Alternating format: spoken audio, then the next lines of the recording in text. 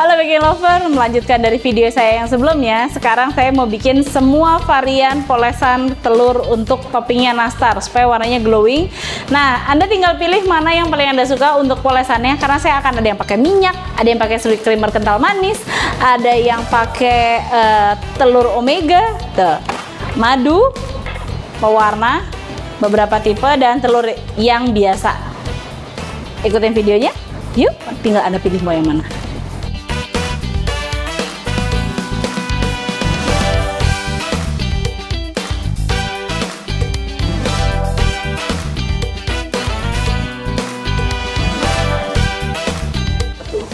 Nah, di depan saya sudah ada 1, 2, 3, 4, 5, 6, 7 polesan, bahkan sebenarnya bisa 9, tapi ini saya batasin 7 aja. Kita akan coba satu-satu bagaimana hasilnya setelah dipoles. Jadi ini tadi setelah saya keluarkan dari dalam oven, kemudian harusnya sih nggak nunggu dingin, tapi biasanya kalau orderan kita banyak banget kan secara otomatis nunggu kan, jadi dia dingin. Nggak masalah juga, hangat boleh, dingin boleh, yang jelas jangan panas-panas karena nanti telurnya cepat matang. Nah, sekarang saya coba yang pertama adalah dengan telur omega tanpa campuran apapun. Kita poles dengan telur omega ya. Nah, seperti ini.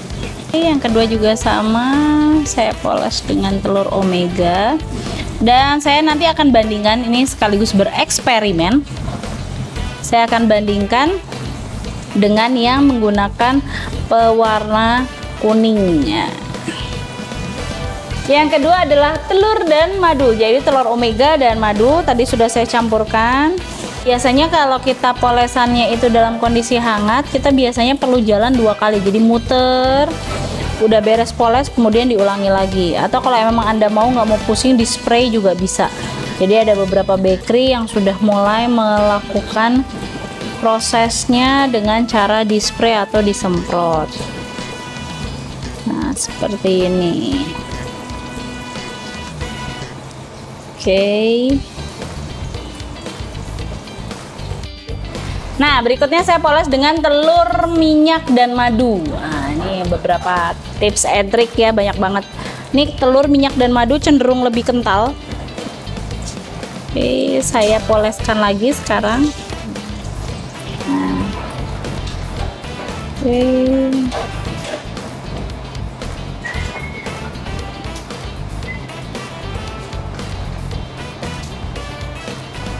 Yang keempat, sekarang kita telur biasa, minyak, dan susu kental manis atau creamer kental manis ya. Ini kental juga. Oke, kemudian ini kita poles warnanya seperti ini. Poles, poles, poles.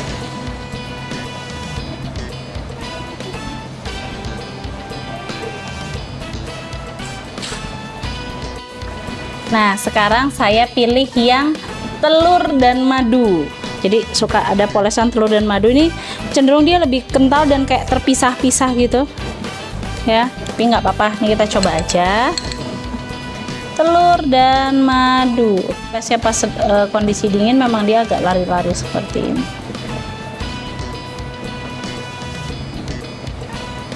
Iya.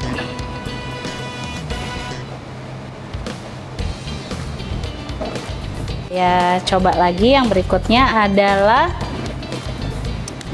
telur, susu kental manis, garam, air, pewarna kuning muda, dan minyak. Ini favorit saya sih biasanya kalau saya lagi bikin kue kering. Saya suka pakai polesannya di nastar karena saya suka nastar saya warnanya kuning. Nah, kalau memang mau tebal boleh 2 kali poles ya. Jadi 2 kali itu biasanya kalau dalam kondisi hangat secara otomatis itu pasti 2 kali. Seperti ini. Oke.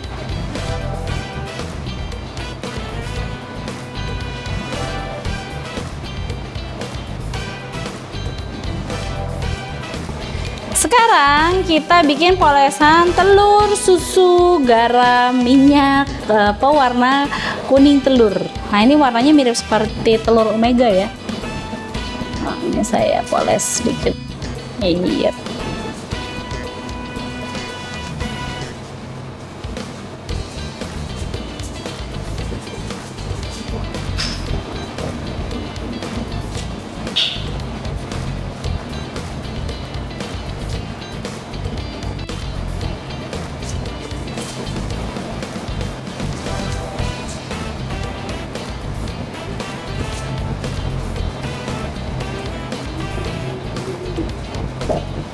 Oke.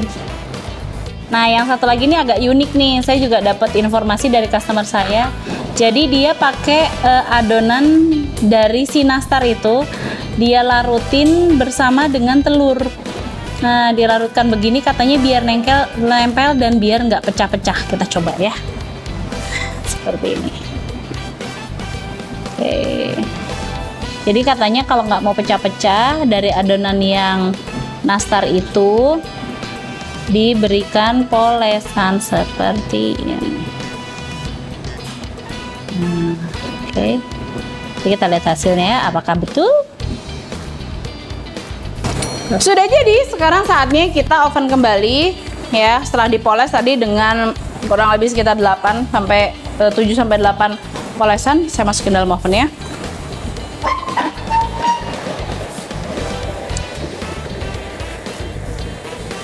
Panas.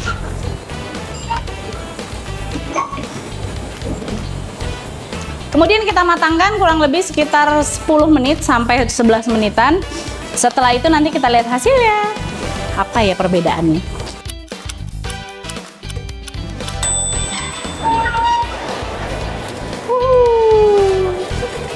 Ini dia hasilnya. Tada! Saya taruh sini ya. Jadi mana yang Anda suka?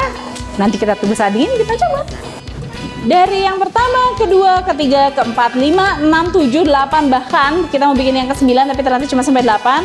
Pemenangnya ada 2. Jadi yang pertama adalah di telur omega, yang kedua adalah di telur utuh plus adonan dari nastar itu sendiri. Dan yang ketiga pemenangnya adalah di telur biasa plus susu kental manis. Nah, dan yang paling buruk adalah ternyata yang telur kuningnya saja dicampur dengan madu.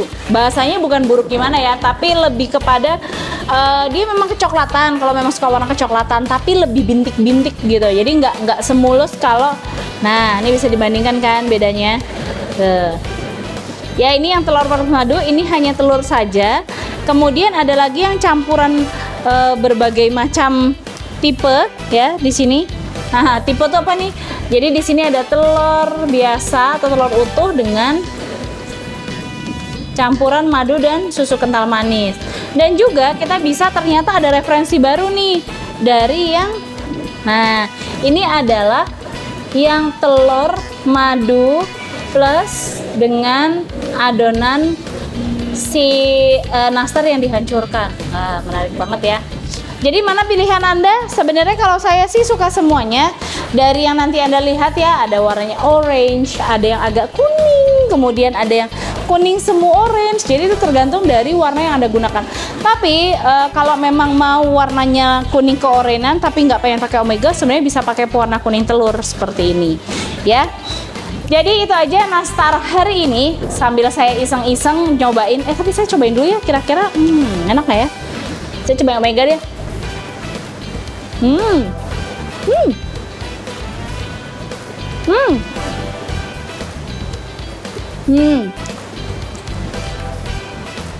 Jadi nastarnya ini pulen, lumer di mulut, kemudian ada sedikit krus-krus, hanya sedikit saja.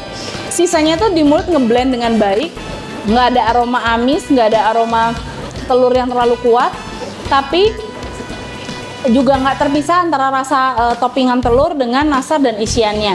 Nah, saya mau coba satu lagi yang penasaran banget. Saya mau coba yang campuran berbagai macam. Tadi ada telur, ada susu kental manis, ada minyak, ada kuning telur, ada garam, ada pewarna. Rasanya kayak apa ya?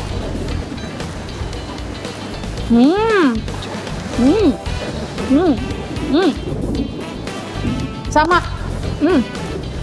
Jadi rasanya pulen banget. Digigit itu sedikit keras, tapi juga di mulut itu penuh rasa manis, asam sedikit dari nanas, kemudian rasa asin gurihnya wangi banget. Dan ternyata kalau kita pakai margarin yang tipenya margarin mix butter, ini juga enak banget. Tinggal nanti kita tunggu di toples. Nah, kuncinya jangan lupa harus benar-benar matang sempurna. Kenali oven Anda sehingga nastar Anda bisa tahan selama 1 tahun walaupun tepungnya tidak disangrai ya. Dan yang terakhir adalah tipsnya, kue kering itu boleh dihangatkan. Jadi nggak usah khawatir kalau misalkan ternyata dalam 2 bulan saya nggak yakin nih kue saya masih bagus atau enggak, atau kepengen kering crunchy lagi, kalau dikit lebih keras lagi, boleh dipanaskan biasanya di suhu 160 derajat antara 10 sampai 12 menit tergantung tipe oven Anda. Itu saja. Sampai ketemu di video berikutnya, dan jangan lupa 8 polesan telur akan ada di video terpisah. Tonton ya, kira-kira Anda suka yang mana.